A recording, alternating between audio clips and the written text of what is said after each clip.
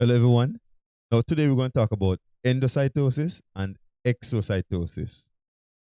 All living things will capture substances from their environment. Sometimes these moments can be very pleasurable, but I bet you, trust me when I say that a point will come, you must release these ways. Sometimes it's going to be easy, sometimes it's going to be hard, but yes, you must release them. Similarly, on the cellular level, cells, they take in substances or capture substances from their environment, but a point will come that they must release the waste substances. Now, this is a general concept of endocytosis and exocytosis. Before I get into the differences between endo and exocytosis, I want you to know that these two processes are classified as active transport. Why? Because they need energy to take place. Now let's look at the differences. The first thing I wanted to do is to look at the terms and let's break them down. Let's think about the word endo.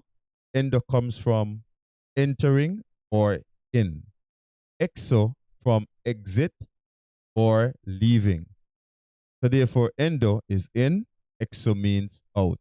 Now remember that these processes are transporting substances into the cell or out of the cell. Now, think about the concept or the phrase cyto. Cyto comes from cytosol or cytoplasm.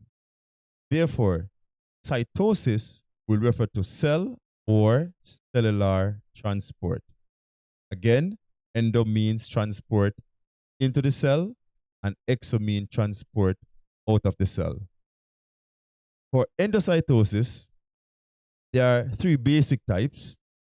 And so we have here phagocytosis, we also have enocytosis, and we have receptor mediated endocytosis.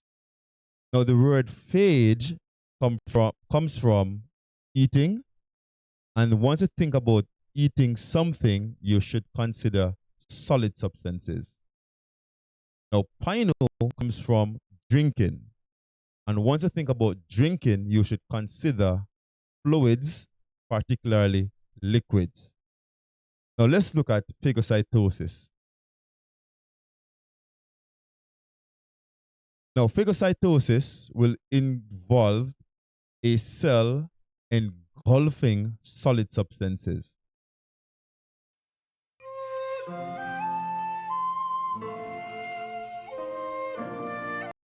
For the cell to engulf the solid substance, what will happen is that there will be an induced shape, and the solid will be able to fit in that induced shape.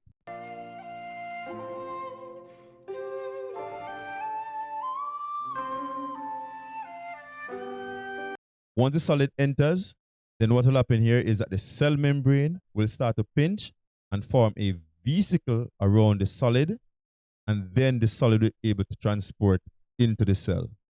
Now, watch the diagram carefully. So that's the pinching of the cell membrane, and now a vesicle will form around the solid. And once the vesicle is formed around the solid, it will transport the solid into the cell to its specific location where it will be used. For planocytosis is pretty much similar to the phagocytosis. The exception, phagocytosis is solid, enocytosis is fluid.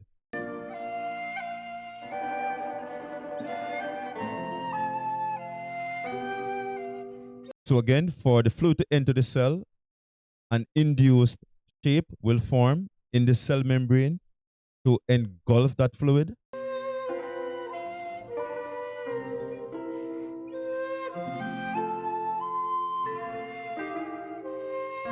So once the fluid is being engulfed, then again the cell membrane will pinch, forming a vesicle around the fluid. Once that has taken place, then the fluid will be transported into the cell to its specific location where it will be used.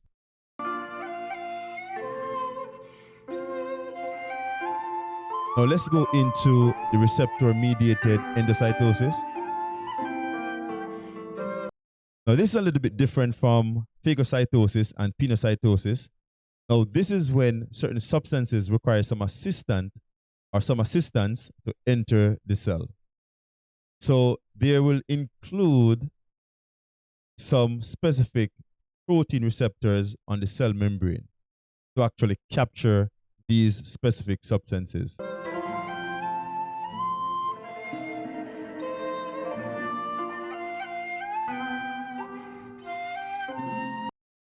So once the substance will come close to the cell and it start to capture it, and what will happen first though is that you'll have that induced shape form, and then the specific substance will fit into that induced shape.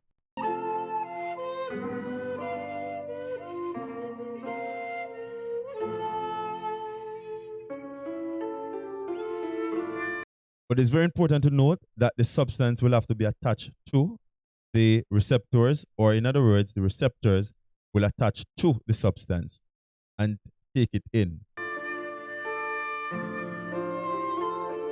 Notice here again, the pinching of the cell membrane take place and a vesicle will form around the substance.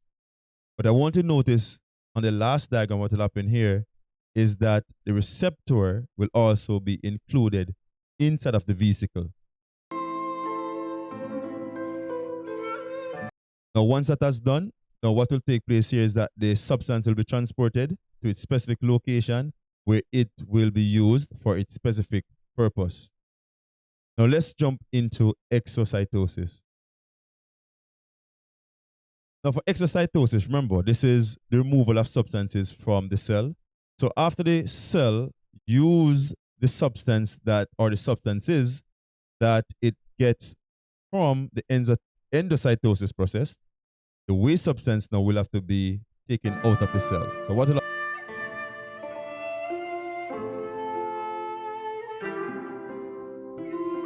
once the cell recognizes the waste substances, what will happen is that the vesicle will form around the waste substances.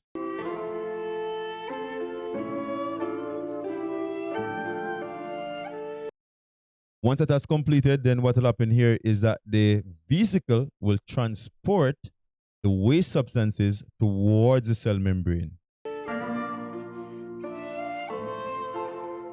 The vesicle will now fuse to the plasma membrane. So once that fusing of the vesicle with the cell membrane, then the vesicle will open up and release the waste substances.